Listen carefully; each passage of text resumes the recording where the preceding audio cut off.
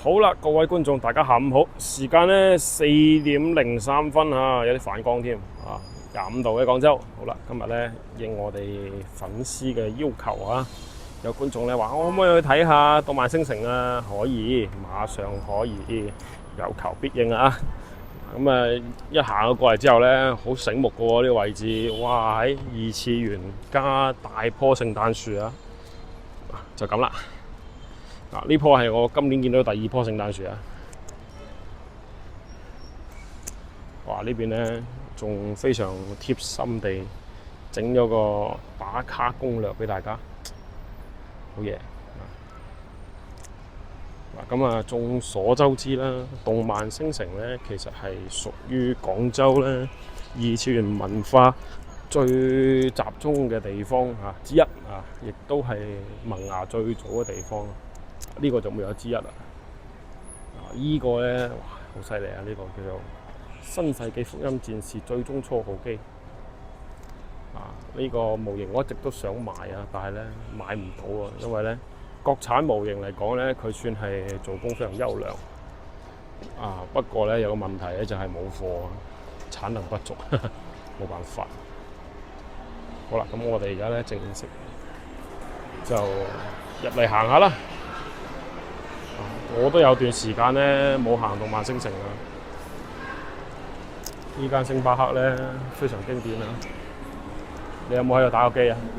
有冇喺度飲過咖啡？同朋友呢組隊喺度打遊戲呢？我有啊。咁我哋而家行嘅呢個位置呢，應該算係佢最核心嘅一個區位啊。點解呢？因為呢度有大部分嘅商鋪呢都係攞嚟做飲食嘅，做各種各樣嘅快餐啦、奶茶店啦、咖啡店啦、雪糕店啦咁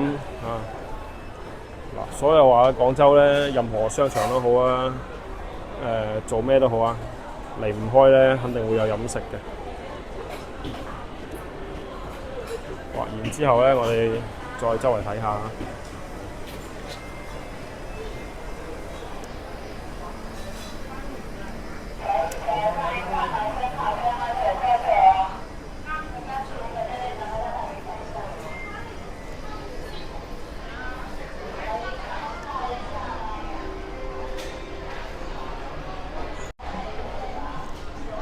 我哋先行下呢一層先啦。呢層呢，基本上呢都係食嘢嘅。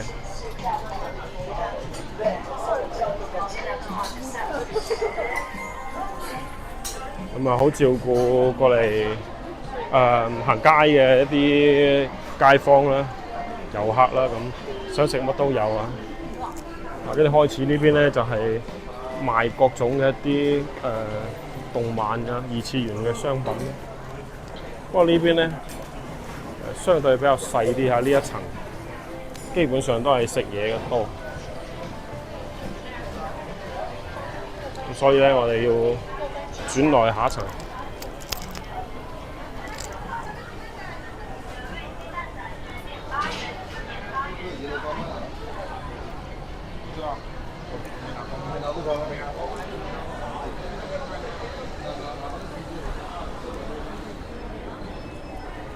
咁呢邊呢，一共係兩個區啊。呢個區呢，就人會比較旺啲，另外一邊呢，人少啲嘅。咁我哋等陣呢，都會沿住一個通道行過去。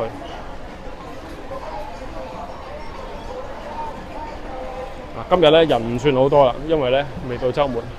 一到週末呢，哇！呢度誇張啦嚇，全部都係呢cosplay 嘅一啲叫做愛好者咧，喺呢邊做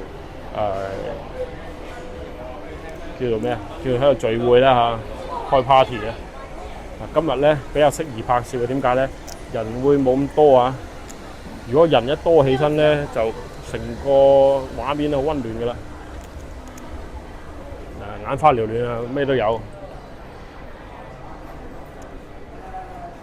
呢個叫做動漫特區啊。實際上嚟講咧，其實就成個商場都係動漫特區。呢邊有好多好靚嘅模型啊。呢個就係啱先話我想買嘅啦，實際效果好好睇喎，非常之唔錯。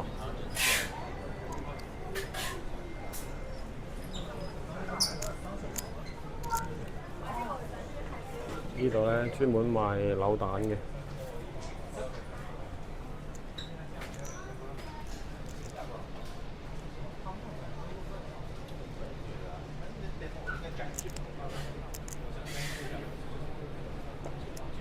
呢種咧我哋叫做咩？呢種啊，我哋叫一番賞啊。咁咧好似舉個例子啊，去抽籤咁啊，佢會有各種各樣嘅唔同嘅獎品啦。咁咧佢就有一大堆票裏邊，咁你就抽中啊 A 啊 B 啊，咁就會有相應嘅禮物啊。而家咧都好興㗎，你睇下成面牆咧各種各樣唔同嘅動漫嘅角色嘅都有。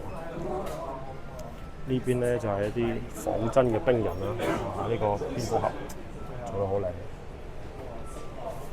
好逼真。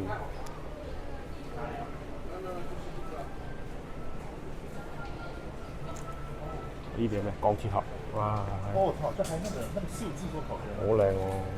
这个是那个什么骑士啊？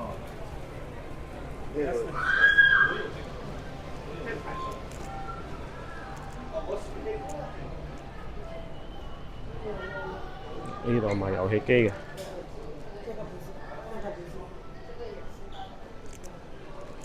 好啦，然之後呢個咧就係我最中意睇嘅部分。呢度咧係專門展出呢個高達啊。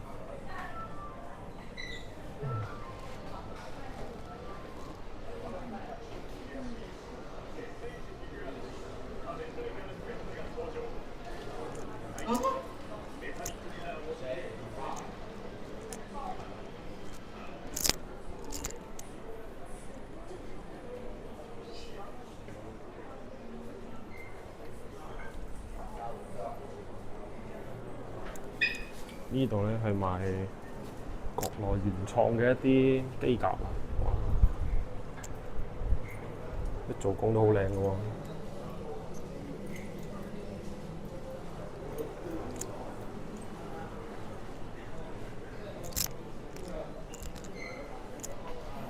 呢個咧就係我最中意嘅系列啦，合金嘅。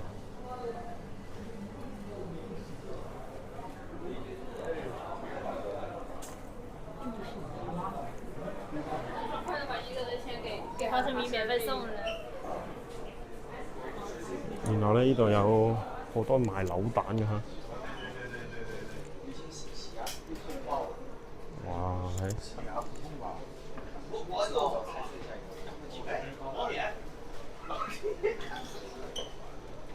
不是？这个卖的也蛮像。谁说的？这个这样吗？呢個咧好犀利，呢個係日產 GDR 嘅一個鎖匙嘅扭蛋啊，非常之熱啊！呢個咧係美能達嘅相機啊，呢個我其實都幾中意嘅呢個系列，因為咧佢除咗有一個本體之外咧，佢仲有咩咧？佢有個少少嘅膠卷啦，仲可以換鏡頭啦。有啲咧佢會有呢種無酸嘅叫底紙啊，無酸嘅叫底片套啊，好可愛啊！这还真有卡，他们下面有那种卡。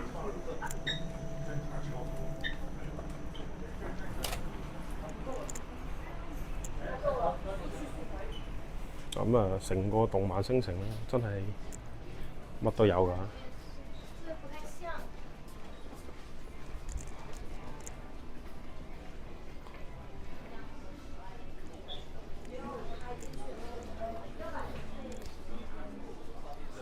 呢種仿真嘅甲蟲20蚊隻都可以啦。嗱，咁普遍咧，其實我哋如果有觀眾去過日本嘅話，就會知道呢邊咧，我哋買嘅叫做扭蛋咧，都會比日本本土要貴。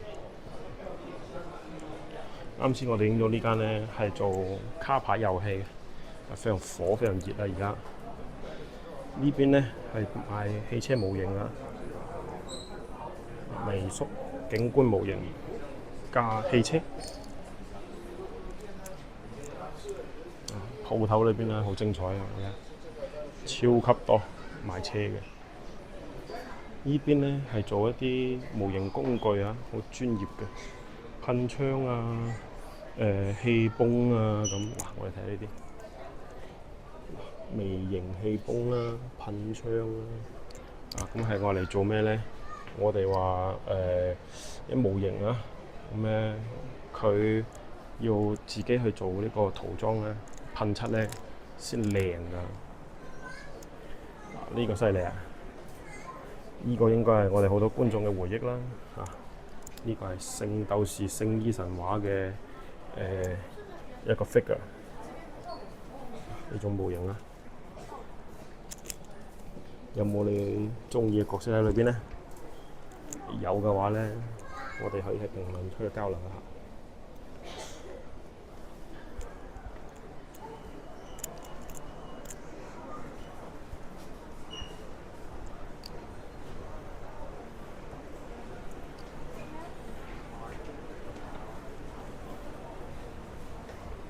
呢個係假面騎士新系列啊！佢係合金嘅骨架。下邊呢個咧就係我最中意嘅嗰個叫做合金系列嘅初號機。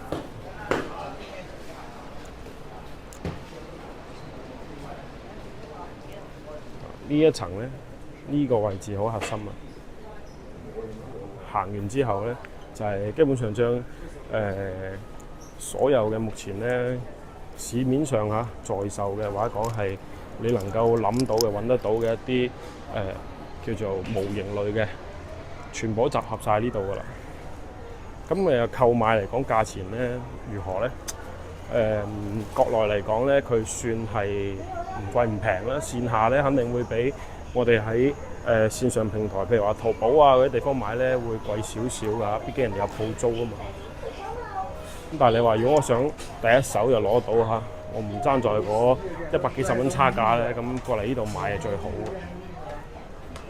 然之後咧，呢邊呢個區域咧，更多咧就係一啲各種各樣嘅動漫嘅叫做谷子即係 goods 咁咧就後生仔叫咩食谷食谷店各種各樣嘅周邊動漫嘅周邊花多眼亂啦。啲角色咧完全睇唔明嘅。呢邊咧係專門賣小車嘅嗰個牌子。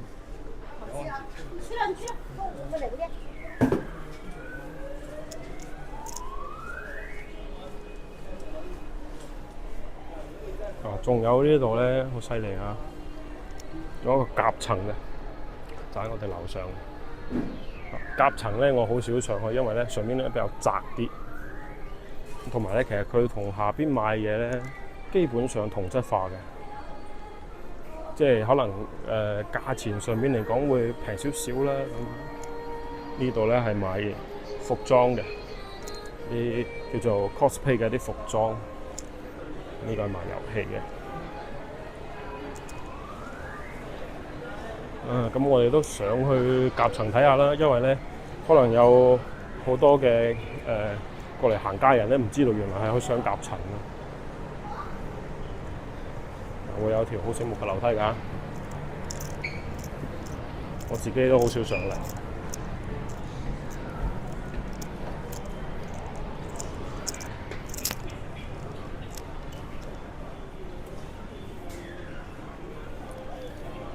動漫星城咧，絕對可以講得上咧係生意非常好嘅，因為咧你基本上見唔到有鋪頭咧係唔開門㗎。任何時候幾時過嚟呢邊咧，所有嘅鋪頭咧都係開住嘅，即係講緊嘅係冇因為倒閉啊，或者講係生意唔好啊，咁就有啲鋪頭係關門嘅，冇㗎。真正做到咗一雞都未死，馬上就有雞就明㗎啦。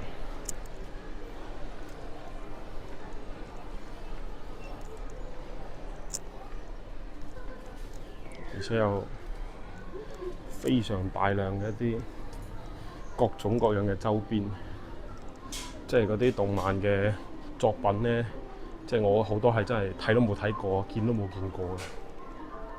啊！呢啲係而家好興嘅啲抽相嘅機啊，其實同啱先我哋喺樓下睇到嘅攞紙抽嗰種咧係類似㗎。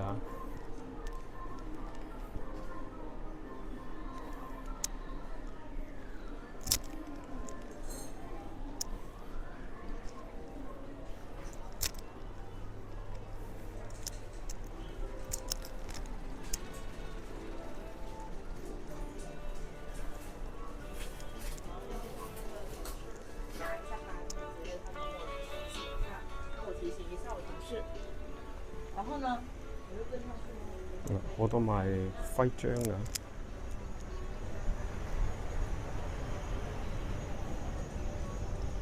後生仔咧叫做巴茲啊，嗰個徽章。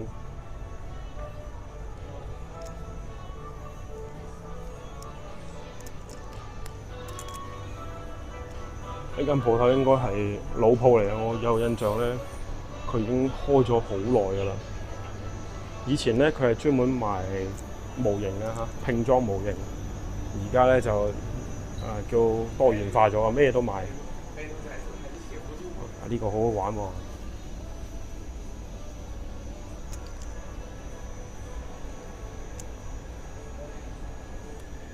其實可以睇到啊，普遍咧價錢係會比佢嘅定價要貴啊！呢個定價係300 yen， 咁即係300日元。300元即係幾錢咧？大概15蚊左右啊，大概要3個代幣。咁呢度咧，據我了解，一個代幣好似係10蚊雞。咁即係話咧，其實佢係翻咗一倍嘅。唔出奇㗎，因為咧呢種扭蛋產品咧，其實佢嘅利潤啊非常之高。如果佢唔高咧，佢冇辦法支撐得到。有啲鋪頭咧，我哋喺樓下會見到啦，或者好似啱先我哋拍嗰個賣 GTR 佬嗰個車匙嘅嗰個位置咁，佢租2個鋪位，全部放呢一種扭蛋機啊！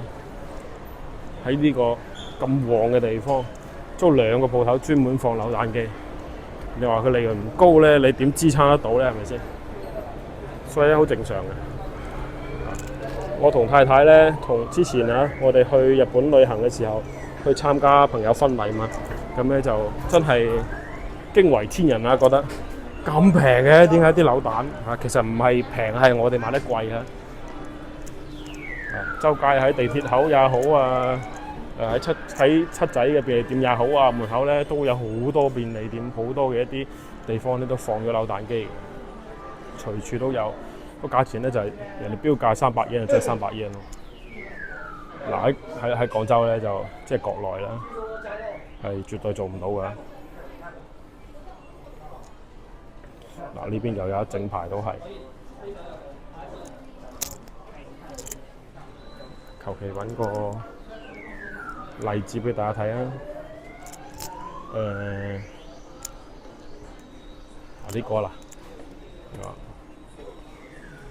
，500 yen 啊，而家售價啫40蚊，500 yen 即係25蚊啦，係嘛？呢個就即係比較接近啦。呢個叫 Monchichi 啊，一個好出名嘅公仔，呢個係定價400 yen 啦，現售價25蚊。點解咧？因為佢唔係啲好熱門嘅動漫 IP 啊，所以價錢咧必定係會平啲㗎啦。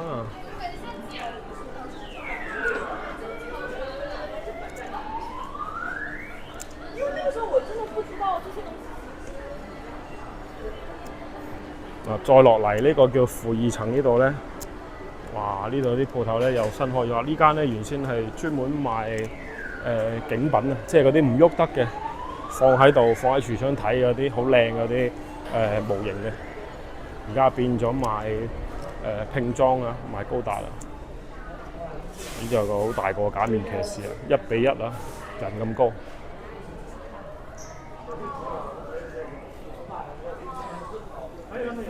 假面騎士，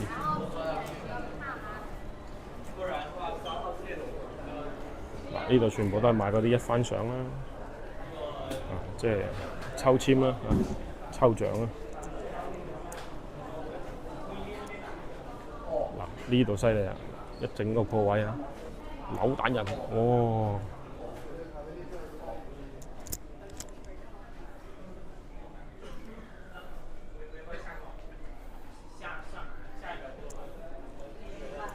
全部都係扭蛋。呢個幾得意，呢個好平啊，18蚊。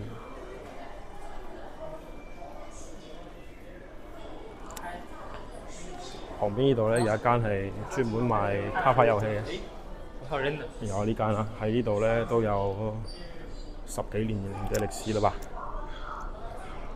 亦都係門口咧掛滿晒啲一番相。呢間咧專門賣望次次嘅，睇下。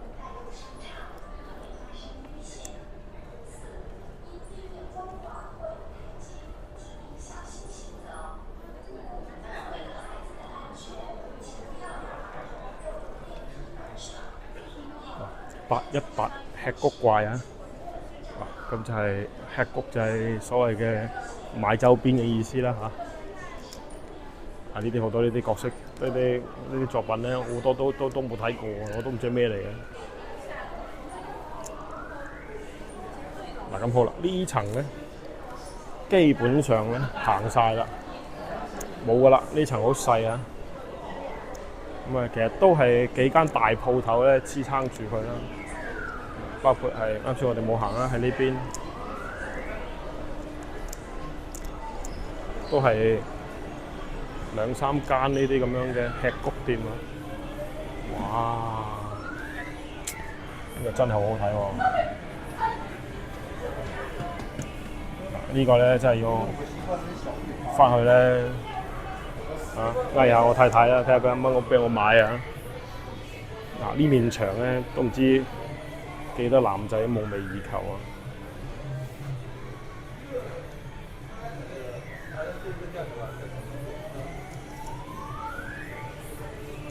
哇！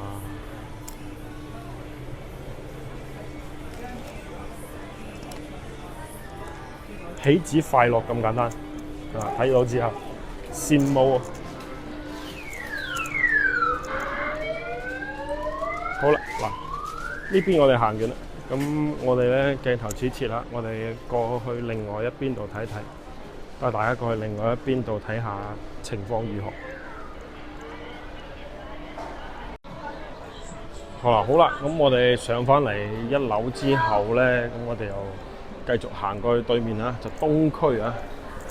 其實都唔可以叫1樓啊，呢個叫負1樓。其實咧喺地鐵站嘅，我哋睇下啦，呢邊就地鐵站啦。非常之方便啦。通過呢一條連廊咧行過嚟呢邊東區。咁東區咧比較多乜嘢咧？呢一層咧比較多買衫褲鞋襪同埋食嘢嘅。咁啊，同隔離呢個啱先我哋行嗰邊唔一樣啊！我哋啱先行嗰邊咧，基本上全部都食嘢嘅。咁呢邊咧就比較多係賣衫㗎。有衣帽啦。鞋啦，乜都有㗎嚇，好神奇啊！呢個業態。一旁邊咧有一間呢間咧叫雲商店啊，亦都係我成日買模型嘅嗰個叫做萬代咧，佢哋出嘅，佢哋開嘅間鋪頭啊。雲商店啊，而家咧越嚟越多啦，之前咧冇幾個。城市有嘅，而家咧就越嚟越多噶啦。咁呢邊咧全部賣衫㗎。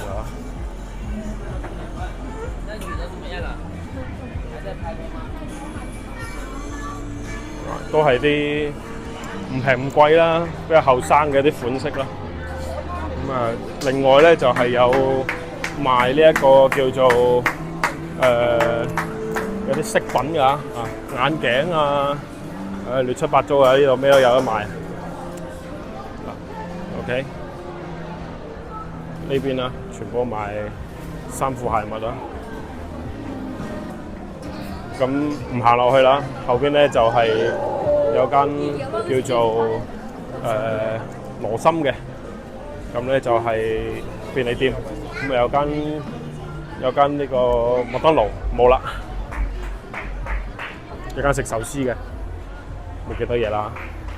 另外嗱，行你依邊咧，呢邊就馬上要落去下邊睇下。呢邊咧人流確實係冇另外嘅嗰邊旺嘅，即係呢個東區啊，講緊呢個咧就非常之標誌性啦。呢個雕像啊，我哋落嚟睇一次，上去又睇一次，有巨人啊！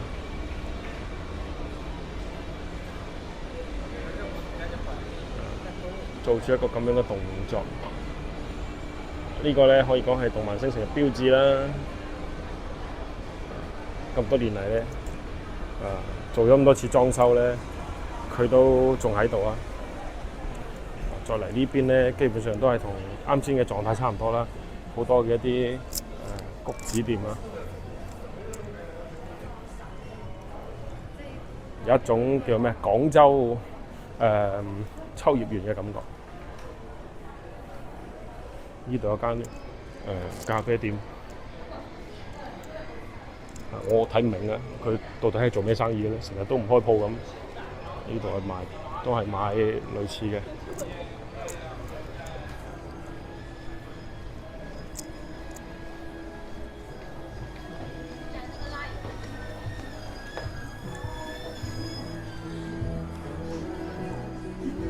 嗱，樓上夾層咧，同樣地啊，滿滿嘅都係鋪頭啦。呢邊咧就係雜卡社啊，跟住咧又有幾檔賣衫嘅又睇唔明啊。佢呢個成個商業嘅佈置啊，呢邊咧呢個東區咧其實係冇隔離嗰邊咁好啊，我覺得，因為咧就佢業態比較複雜啊，又賣衫啦，又賣動漫周邊啦咁。喺呢條通道咧，啱先其實係可以由呢個位置行過去西區，即係由西區行翻過嚟都得，但係咧佢要過安檢啊，咁所以咧我覺得佢好麻煩。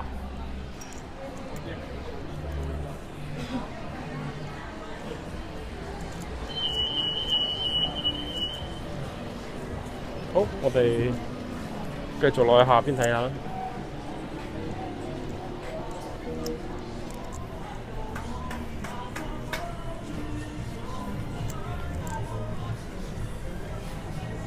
呢邊咧成分複雜啊，冇隔離西區咁純粹啊，嗰邊咧純粹啲，咁啊全部都係賣同一樣嘢嘅，所以咧一般啊，大家咧都行嗰邊為主啊。我哋平時講話有啲人咧過嚟叫做 cosplay 聚會咧，都係喺嗰邊度。呢邊咧明顯感受得到啊，人氣咧會差少少。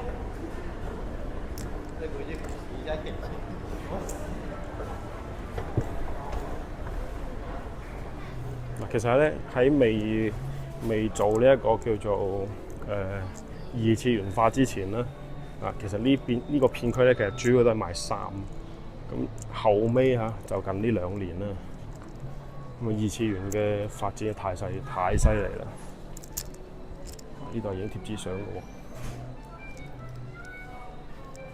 喎，犀利到咧之前我講啦，就係拯救一個商場嘅靈藥啊，喺廣州。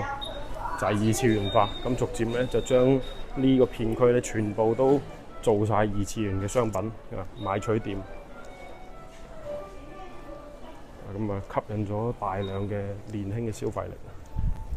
當然嗱，前面咧賣衫嗰啲都仲喺度啊，啲老店主、老攤主，估計咧呢啲係個攤係自己㗎啦。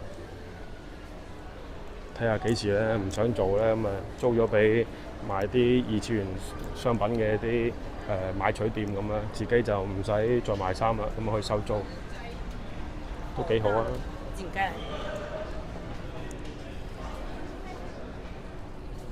咁啊，基本上行晒㗎啦，唔知道觀眾睇完之後覺得點啦？我覺得啦，動漫星城呢個地方非常有活力啊，非常年輕，亦都有非常多嘅叫咩？非常多錢啊！可以咁講，咁啊，佢商機咧無限嘅，二次元嘅文化咧喺呢度植根得好深啦，同時都帶嚟咗巨大嘅商機啊、財富啊。好啦，咁咧今期視頻咧我哋睇得差不多啦嚇，因為咧主要都係帶大家嚟感受一下呢個動漫星城啦，佢嘅文化氛圍啦，好多年輕人啦，老城區最活化嘅一個位置啦，可以講係。好啦，咁啊，中意我視頻嘅朋友咧，記得咧要點個訂閱啊！咁如果你哋想去睇咩地方咧，記得話俾我知，留言話俾我知，我都會去安排嘅。我就係一個每日都會帶你哋去周圍睇廣州新面貌嘅博主嚇。咁如果中意個頻道，記得一定要點個訂閱。然之後咧，中意我視頻咧，亦都可以將佢點個 like 之後咧，轉發俾你嘅親朋戚友一齊分享嘅。好，咁我哋今日咧睇住咁多先啦。下期仲有更多精彩內容，大家千祈唔好錯過啊！記得點訂閱嚇。我哋下期見啦，拜拜。